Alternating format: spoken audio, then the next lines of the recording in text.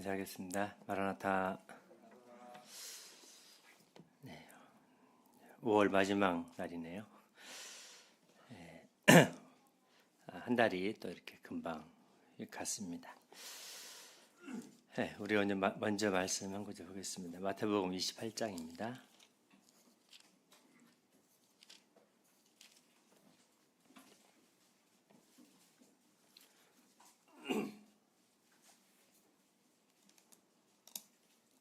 마태복음 28장 19절과 20절 말씀 찾으셨으면 같이 크게 읽겠습니다. 시작. 그러므로 너희는 가서 모든 민족을 제자로 삼아 아버지와 아들과 성령의 이름으로 침례를 베풀고 내가 너희에게 분부한 모든 것을 가르쳐 지키게 하라. 볼지어다 내가 세상 끝날까지 너희와 항상 함께 있으리라 하시니라.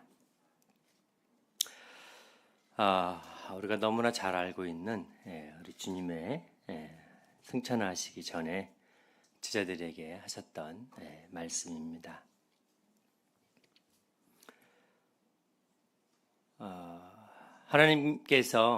주님께서 교회에게 맡겨주신 두 가지 큰 사명이 있습니다. 두 가지 큰 사명. 뭔지 아시죠?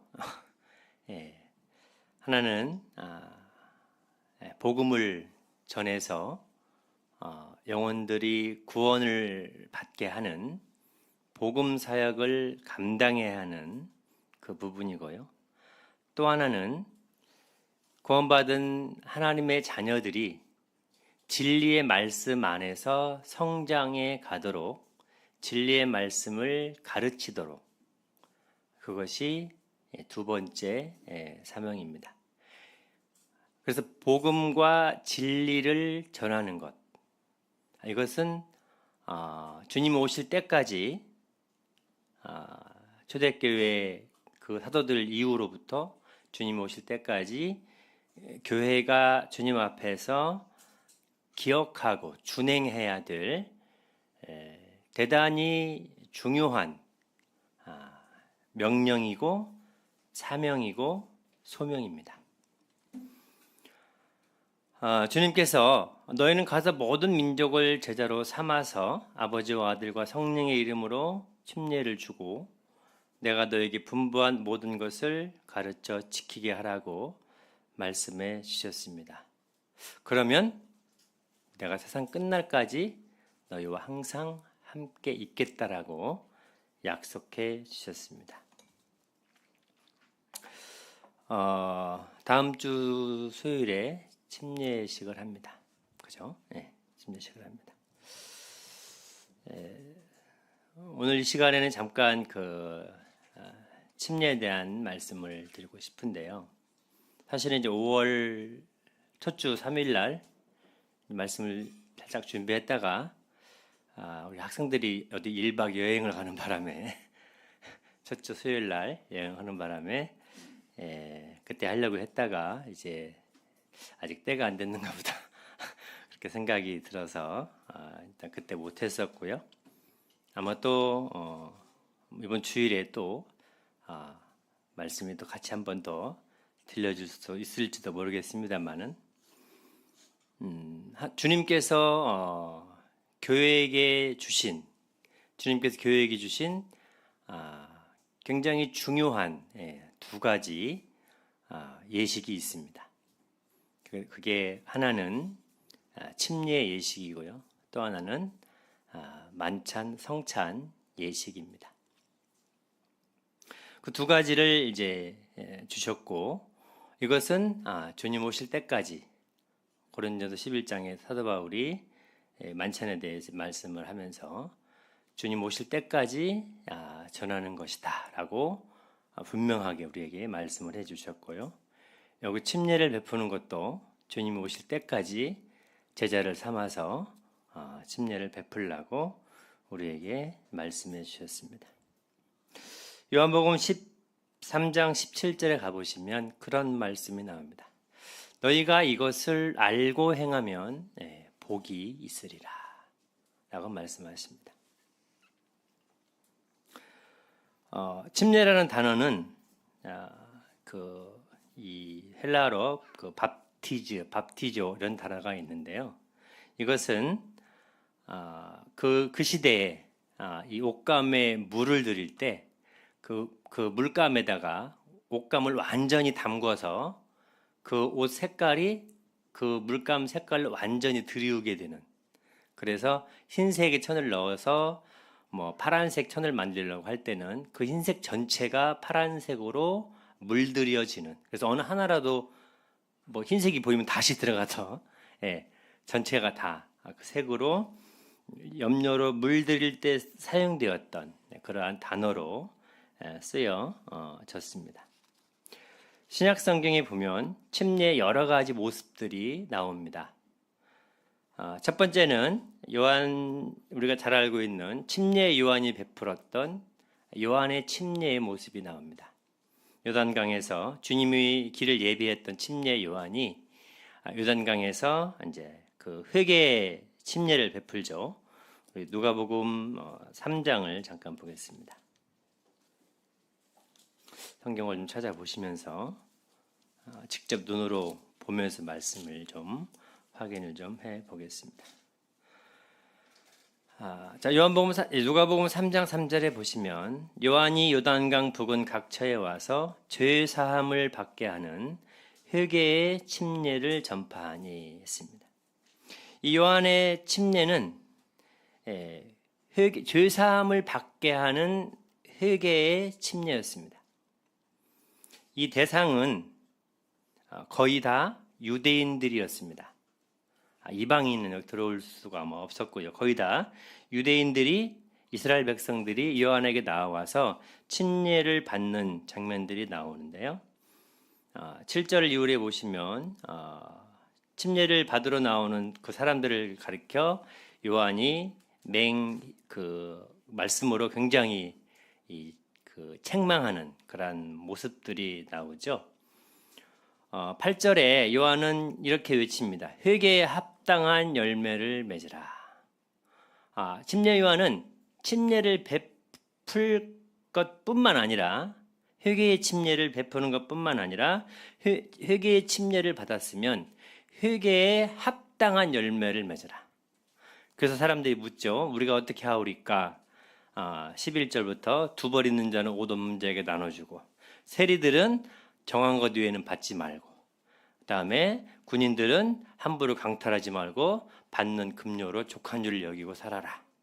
회개를 받았으면 그 회개에 합당한 열매를 맺을 것을 침례를 받으러 온 사람들을 향해서 침례 요한이 외쳤던 것을 보게 됩니다.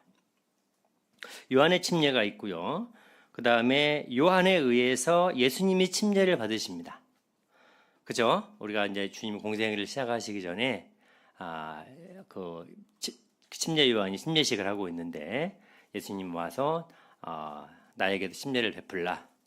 그랬더니 침례 요한이 이렇게 참 깜짝 놀라면서 내가 해야 되는데, 내가 당신께 해야 되는데 왜 나에게 나오십니까? 라고 반문을 하게 되고요. 예수님께서 하나님의 의를 이루기 위해서 해야 된다라고 하시면 스스로, 원래 예수님은 회개할 것도 없고, 그렇죠? 주님은 회개할 것이 없으신 분이시고, 특별히 뭐 침례를 받지 않으셔도 되는 그러한 분이신데도 불구하시고, 예수님께서는 하나님 말씀에 순종하시기 위해서 침례를 받으셨고, 그 침례를 받으셨다는 것은 주님이 스스로 우리의 당신의 의로운 옷을 내려놓으시고, 우리의 죄인된 나 같은 죄인을 살리기 위해서 내 죄인된 옷을 입으시고 그 자리에 서신, 그리고 앞으로 주님이 가셔야 될 그 갈보리 십자가의 그 사역을 미리 예고하시는 그런 부분에 있어서 침례를 받으시는 장면이 나오고요. 우리 누가복음 12장 50절 한번 보시면요, 거기에 그런 말씀이 나옵니다.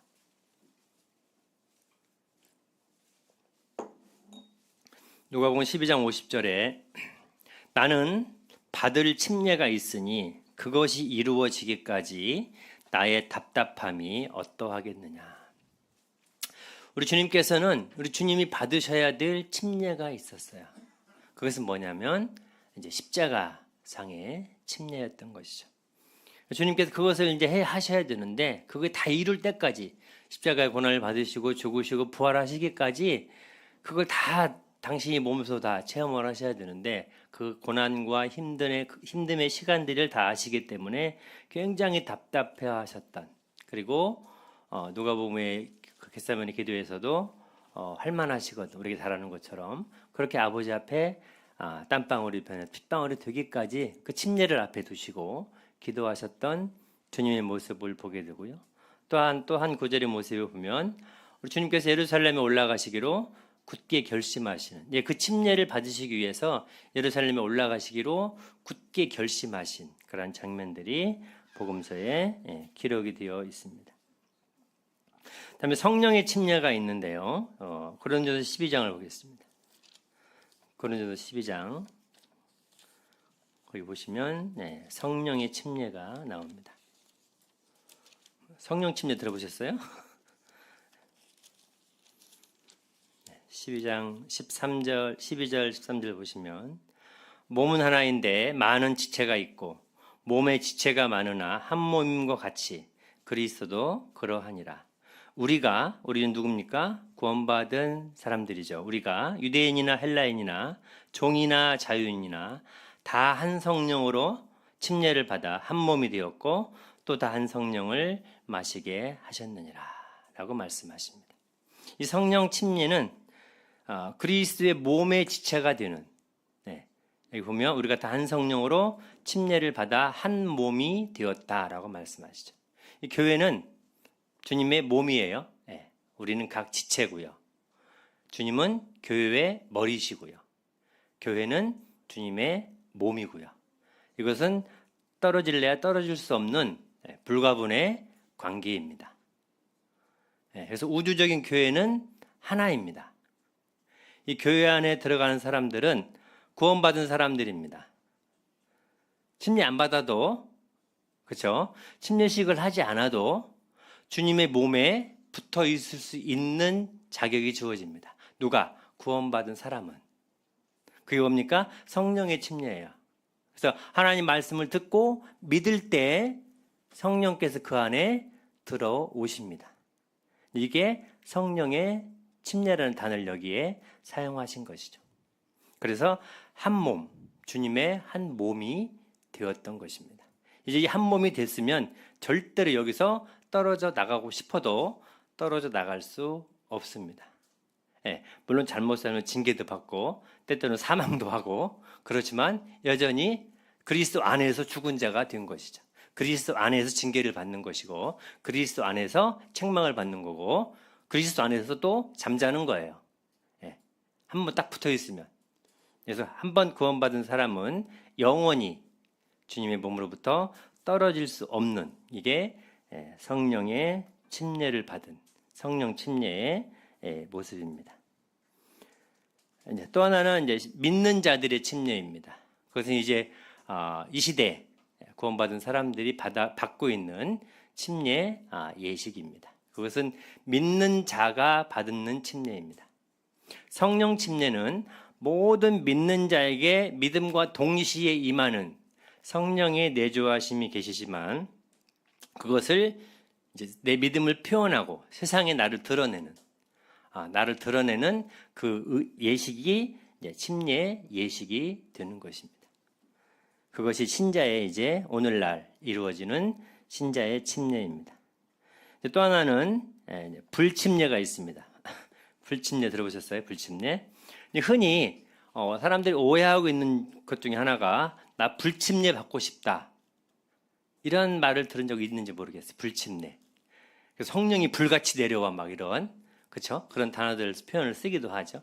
그게 이제 오순절 사도행전 2장에 가면 성령이 오시는데 불의 혀같이 갈라지는 것이 각 사람 위에 임하는 것을 보거든, 이렇게 나오거든요. 그러니까 그 불의 혀같이 갈라졌다, 이런 모습을 보면서 성령이 불처럼 오시는구나. 그래서 막 성령을 받으면 뜨끈뜨끈해야 되고 막 이렇게 굉장한 일들이 발생해야 되는구나. 이러한 어떤 감정적인 부분들을 오해를 해서 나도 불침례를 받고 싶다, 이러한 사람들의 모습들이 있기도 합니다. 이 불침례가 뭐냐면 마태복음 3장에 가보시면 침례 그런 말을 합니다. 3장 10절 11절 이후로 보시면 이미 도끼가 나무 뿌리에 놓였으니 좋은 열매를 맺지 않은 나무마다 찍혀 불에 던져지리라. 나는 너희로 회개하기 위하여 물로 침례를 베풀거니와 내 뒤에 오시는 이는 나보다 능력이 많으시니 나는 그의 신을 들기도 감당하지 못하겠노라. 그는 성령과 불로 너희에게 침례를 베풀 것이요. 그랬죠. 성령 침례는 믿는 자들에게 임하는 성령의 침례가, 불의 침례는 믿지 않는 자들을 향한 예수님의 심판을 의미하는 침례입니다. 그런데 그것을 잘못 이제 오해하는 사람들이 불침례가 막 어마어마한 막 성령의 어떤 프랭카들 보면 성령 대폭발 부흥회 막 이런 그런 것도 있어요. 이제 어떤 그 교단이나 이런 거 성령 대 부흥회 막 이렇게 그 광고를 포스터를 붙이고 광고하는데 보면 그런 단어를 사용을 하면서 부흥회를 하는 그런 프랭카들 여러 번 본 적이 있습니다. 그래서 잘못 오해하게 되면 그런 모습들이 이제 나타날 수가 있죠. 이것이 이제 복음서에 주로 기록된 이제 침례의 이제 모습들입니다. 그래서 침례 요한이 베풀었던 침례, 주님이 받으셨던 침례, 또 성령 침례, 성령 믿는 자에게 성령님이 임하시는 성령 침례, 그다음에 오늘날 이제 믿는 자들이 받아야 될 침례의 모습들입니다.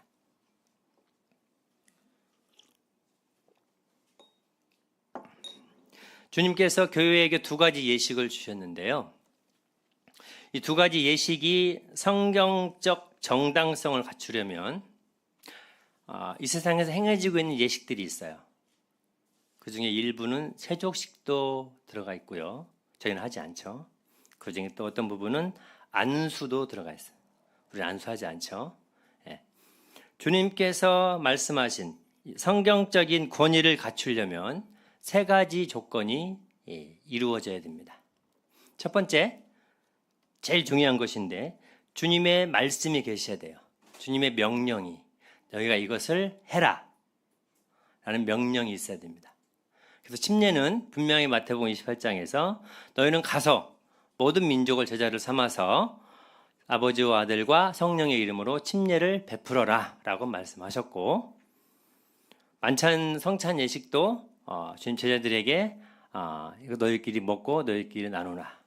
사도 바울이 이제 그 부분들을 이제 언급을 해 주고 있습니다. 그래서 분명한 건 첫 번째는 주 예수님의 명령이 있어야 됩니다. 근데 이제 세족식 같은 경우에는 주님이 이거 행하라 말라 하는 말씀은 없어요. 근데 거기에 이제 이상한 주님께서 의미심장한 말씀을 한 구절 하셨는데 너희가 이것을 알고 행하면 복이 있으리라 했습니다. 알고 행하면. 특히 이것을 해라, 뭐 어떻게 해야 된다 이것을 이제 말씀하시질 않고 알고 행하면 복이 있다라고 언급을 하셨고요. 복음서에도 주님이 안수하시는 모습들이 나옵니다. 그죠? 어린아이를 데려왔을 때 안수하시고 기도하시고 병든 자 왔을 때 안수하고 내쫓으시고 이런 부분들이 나와요. 그런데 주님께서 너희가 안수를 행하라 이런 말씀은 기록이 되어 있지를 않습니다. 두 번째 권위는요, 그 말씀을 들은 예수님의 말씀을 들은 사도들의 순종이 있어야 됩니다. 사도행전의 기록이 나와 있어야 돼요. 사도들의 기록이죠. 사도행전의 기록이 나와 있어야 되는데 사도행전에는 수많은 침례의 모습들이 나옵니다. 그렇죠? 그래서 사도행전에 나타난 침례의 모습들이 세 가지 형태로 나타나 있어요. 그래서 거기 나타나 있고요. 그다음에 세 번째로 사도행전 말고 서신서, 로마서, 고린도서, 바울 서신서 있잖아요. 교회에게 보낸 그 서신서에 그 침례 예식의 교훈들, 영적인 교훈들, 만찬이 왜 해야 되는지, 만찬의 의미와 교훈들, 이런 것들이 이제 서신서에 이제 기록이 되어 있어야 한다는 것이죠. 그래서 세 가지를 다 갖춘 게 뭐냐면 침례와 만찬입니다. 나머지 세족식이나 안수나 이런 것들은 특히 안수라는 단어는 제가 찾아봤는데 사도행전에 안수가 많이 나와요. 사도의 안수하고 병을 쫓아내고 나오죠. 그리고 디모데 전후서에 나와요. 사도 바울이 개인적으로 보낸 디모데의 편지에 사도 바울 디모데에게 안수하고 이런 안수라는 단어들이 나옵니다. 그럼 놀라운 건 서신서에는 로마서에서 시작해서 골로새서, 데살로니가 이 모든 서신서에는 안수라는 단어가 나와 있질 않습니다. 네.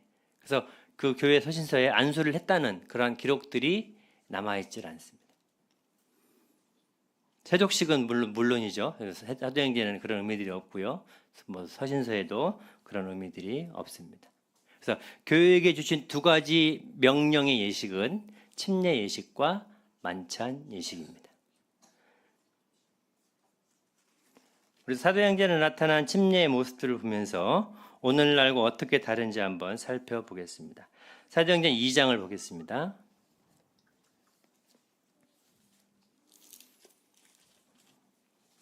사도행전 2장은 오순절 이후에 많은 유대인들이 이제 경건한 유대인들이 천하에서 다 몰려와 예루살렘에 머물렀는데 그때 성령께서 임하셔서 이제 이 제자들이 방언을 하기 시작, 오늘로 말하면 외국어를 하기 시작합니다. 네, 통역이 없는 외국어가 지금은 이제 헤드셋만 딱 끼면 내가 들리는 말로 한국말로 들리고 나는 한국말로 하지만 미국 사람은 미국말로 듣고 중국 사람은 중국말로 듣고 다 하잖아요. 근데 그 사건이 오순절 사건 때 벌어진 거예요. 천하에 다 모였는데 우리가 다 그 말은 들은 것을 어찌미냐 이게 뭔 일이냐라고 했을 때 이제 베드로가 14절부터 설교를 시작하죠.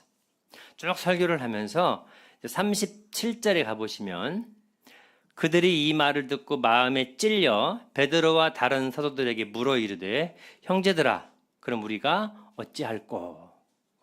우리 손으로 메시아를 우리가 죽였다고? 그럼 우리가 어떻게 해야 돼? 라고 이제 그 마음을 내려놓는 것을 봅니다. 그때 베드로가 뭐라고 하냐면 38절에 베드로가 이르되 너희가 회개하여 각각 예수 그리스도의 이름으로 침례를 받고 죄 사함을 받으라. 그래야면 성령의 선물을 받으리니 라고 말씀하십니다. 뭐가 좀 이상하지 않나요? 여기 보면 너희가 회개하여, 회개는 하죠. 자, 회개하여, 형제들 다 회개하셨죠? 회개하여 각각 예수 그리스도의 이름으로 침례를 받으면 죄사함을 받는다. 뭐 좀 이상하죠? 우리는 어때요? 우리는 회개하고 믿으면 죄사함을 받고 그 다음에 침례를 받잖아요. 그렇죠? 오늘날에는 말씀을 듣고 믿으면 성령이 임하고 그 사람이 침례식을 받는 거잖아요. 근데 사도행전 2장에 나와 있는 이 침례의 모습은 그 시대의 유대인들을 향한, 사도행전 그 시대의 유대인들을 향한 침례의 모습입니다. 그래서 그들이 먼저 해야 할 게 뭐냐면 일단 회개를 해야 돼요. 물론 이 회개는 어떤 회개냐면 유대인만이 가지고 있는 특별한 죄. 그게 뭐예요? 예수님을 십자가에 못 박은 죄예요. 이 죄에서 그들이 회개를 해야 돼요.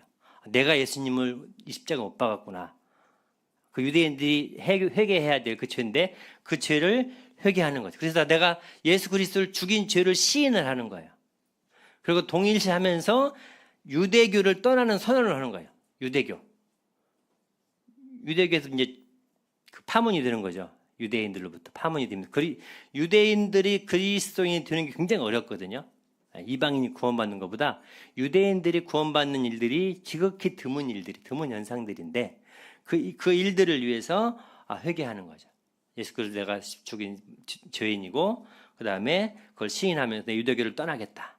그리고 이제 그 그리스도 안으로 이제 들어오게 되는 그 과정이 있는데 그게 먼저 회개가 이루어지고 그 다음에 침례를 받으면 죄사함을 받고 성령을 선물로 받는, 지금 우리의 모습과는 약간 다른 의미의 침례의 모습이 여기에 나타나 있는 것을 보게 됩니다. 두 번째는 사마리아인들의 침례입니다. 사도행전 8장에 가보시면 거기 사마리아인의 침례가 나옵니다. 8장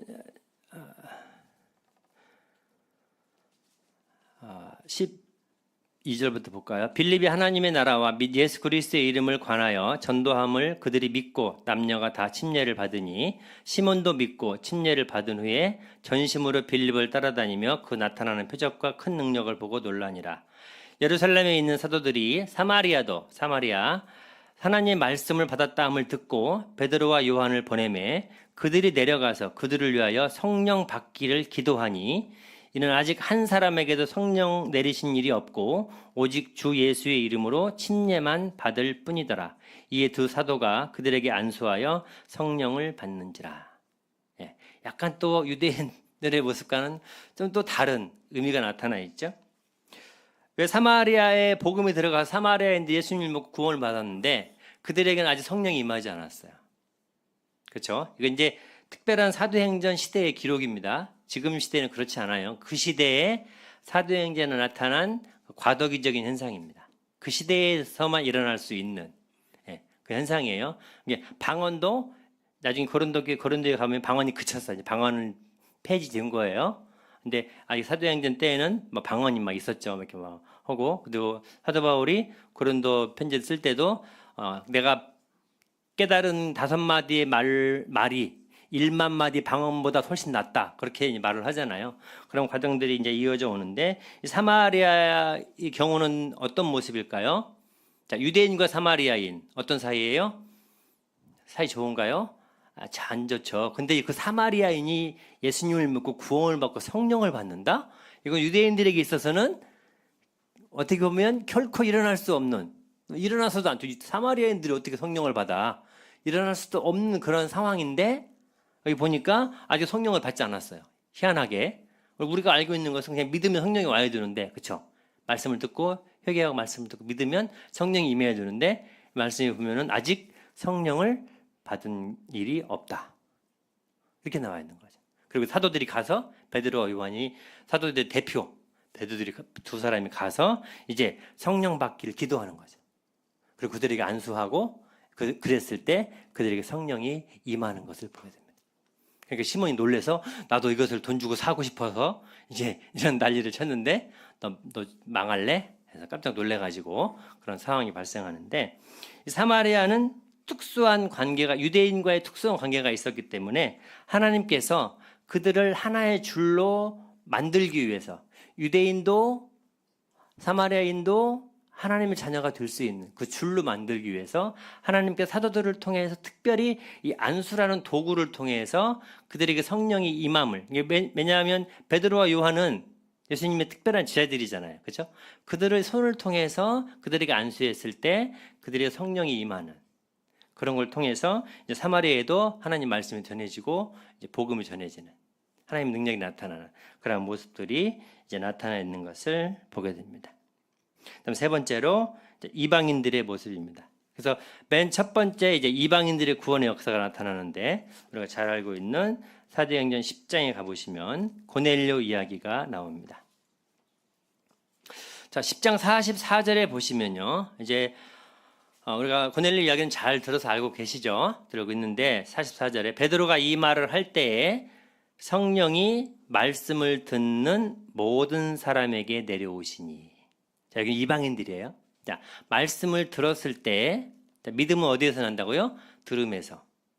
그들이 말씀을 들었을 때, 그 믿음이 그 안에 들어왔을 때, 그 말씀을 들은, 그 말씀을 믿은 사람들이 그 사람들에게 성령이 내려오시니.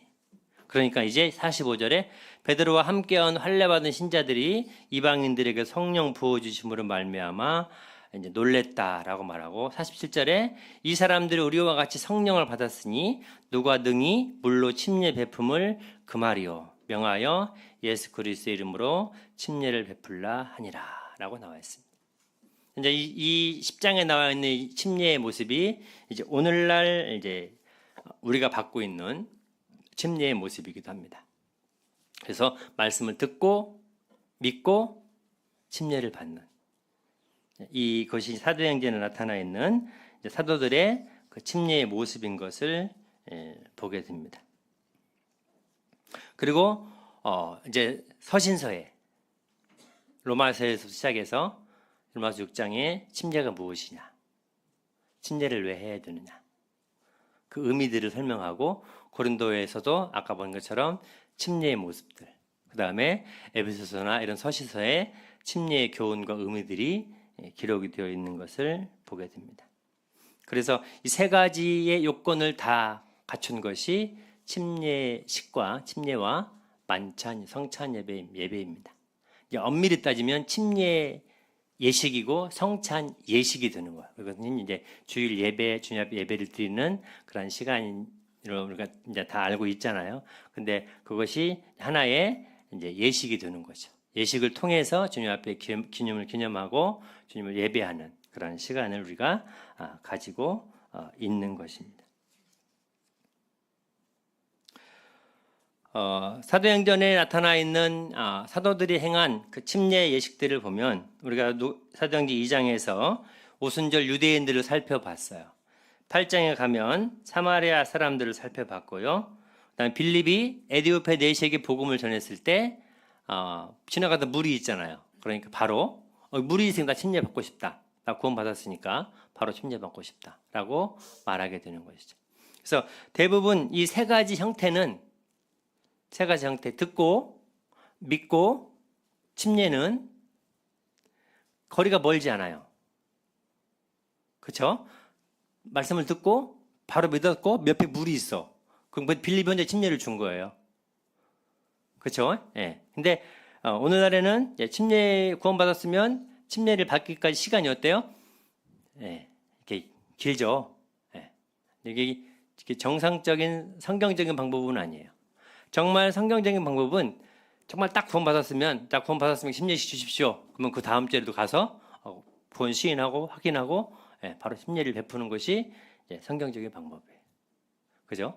그것이 사도행전에 나타나 있는, 서신서에 나타나 있는, 성경에 나타나 있는 구원받고 듣고 믿고 침례받는 것이 같이 한 줄로 쭉 이어져 있어요. 근데 오늘날 이 시대에는 진짜인가? 가짜인가? 가짜면 어떡하지? 예.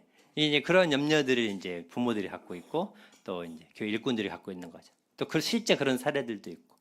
예. 침례를 받았는데 나중에 알고 보니까 내가 구원 안 받은 것 같아. 구원 받은 줄 알았는데 안 받은 것 같아. 그러한 얘기를 하시는 분들도 있고, 다시 또 침례를 받고. 예. 중요한 건 침례를 받느냐 안 받느냐 중요한 게 아니고 정말 내가 믿음에 있는가가 중요한 거예요. 정말 내가 믿음에 있는가. 예. 침례 안 받아도 천국 가는데 아무 지장 없고요. 그렇죠? 예. 침례를 받지 않아도 주님의 몸의 지체가 되는 데는 하등의 하자가 하나도 없습니다. 왜냐하면 이미 성령께서 임하셔서 한 몸이 되었기 때문에. 예. 그 침례를 하는 것은 이제는 어떤 분이 그렇게 말씀하세요. 교회에서 이제 오늘날 이 시대에 이와 같은 이제 어떤 침례를 하는 것은 어떤 이제 교제 안으로 교회 어떤 분들은 그래요.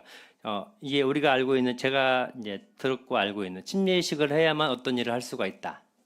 교회에서 어떤 일을 맡길 수가 있고 어떤 일을 할 수가 있다. 이런 것들을 이제 저도 이제 그렇게 배워왔고 그렇게 이제 가르쳐 왔는데 이게 엄밀히 따져보면 왜냐하면 이 시대에 사도행전이나 고린도 교회 이런 성경에 나타나는 침례는 듣고 믿고 침례예요.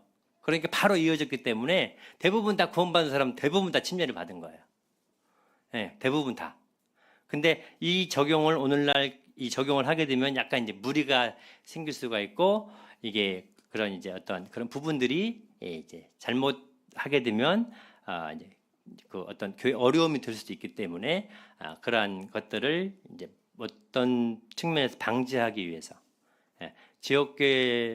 지역교회는요 독립성이 있는 교회예요. 독립성이 있어요. 그래서 예를 들어 어떤 교파 같은 경우에는 어떤 장로교면 교단에서 다 명령을 하잖아요. 그럼 교단에 속해 있는 장로교들은 전부 교단의 지시를 받으면서 그 지시 안에서 움직여야 돼요. 그런데 주님의 몸된 지역교회는 그렇지 않아요. 그 지역교회 안에서 독립성을 가지고 있어요. 우리 그래서 독립교회라고 하죠. 일반적으로. 독립성을 가지고 있기 때문에 저희가 이렇게 하고 있는 어떤 교회의 가르침에 대해서 진리를 벗어나지 않는 진리와 교리는 약간 달라요.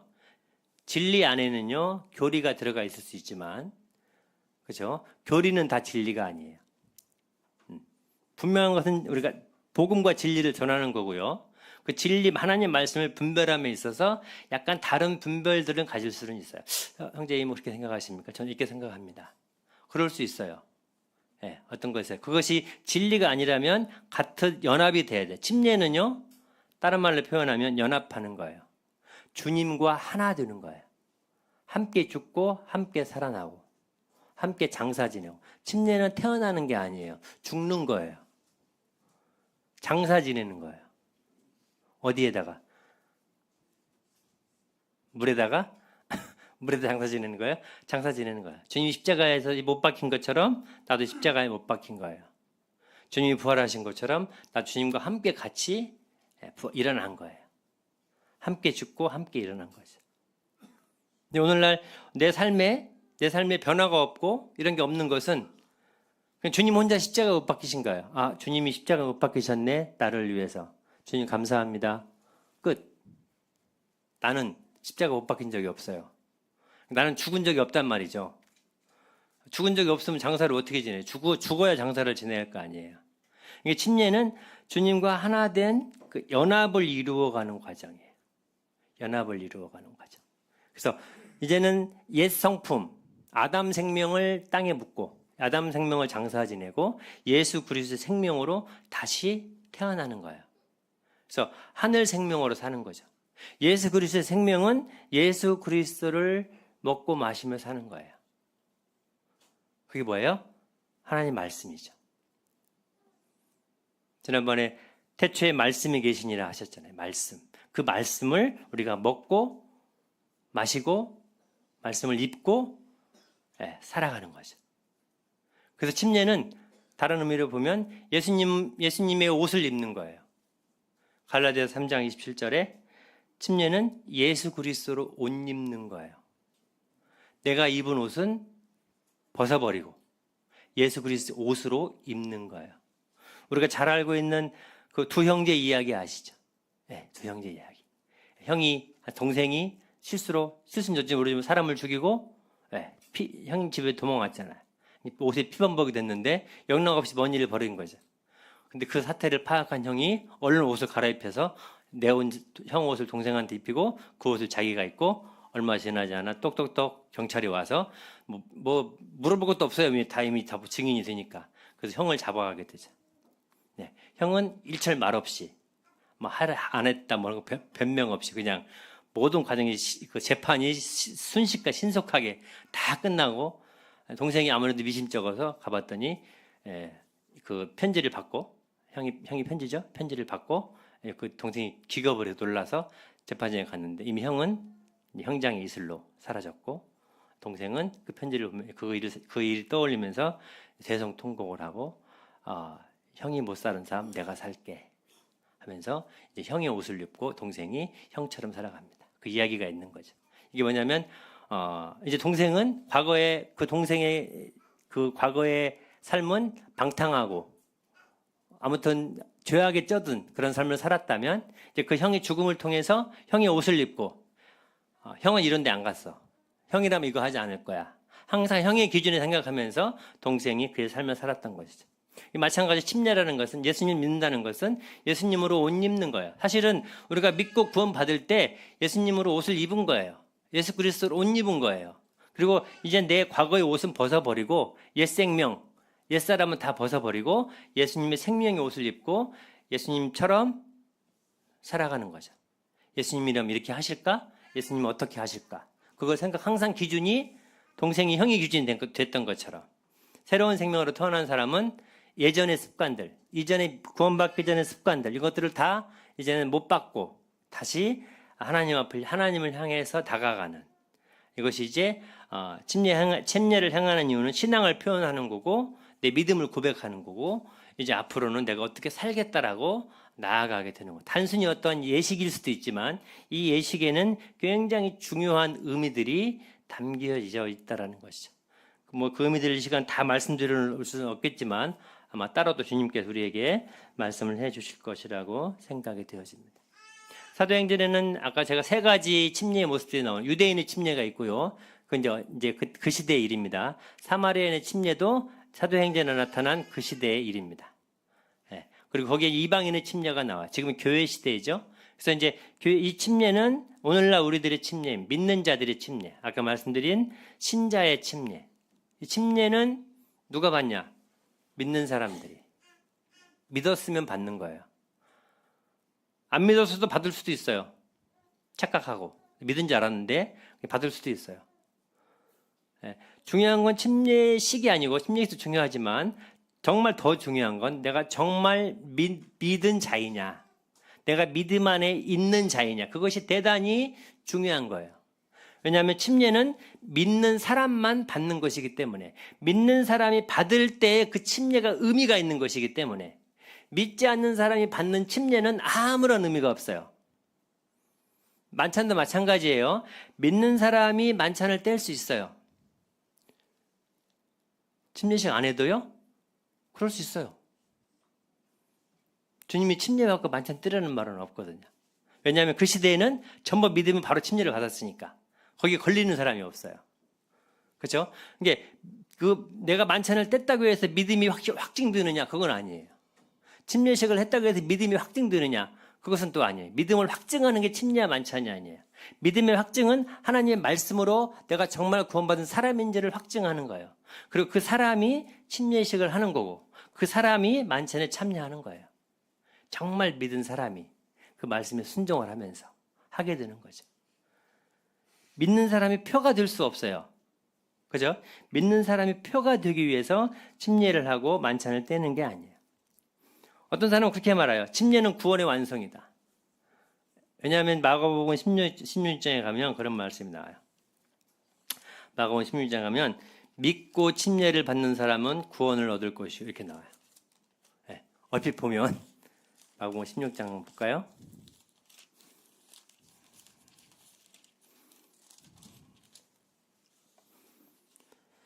주님이 하신 말씀이에요. 16장 15절에 너희는 온 천에 다니며 만민에게 복음을 전파하라. 믿고 침례를 받는 사람은 구원을 얻을 것이요, 믿지 않는 사람은 정죄를 받으리라. 여기 말씀 딱 한 구절 잡고 이 말씀 딱 한 구절 붙잡고 믿고 침례 받아야 구원받네?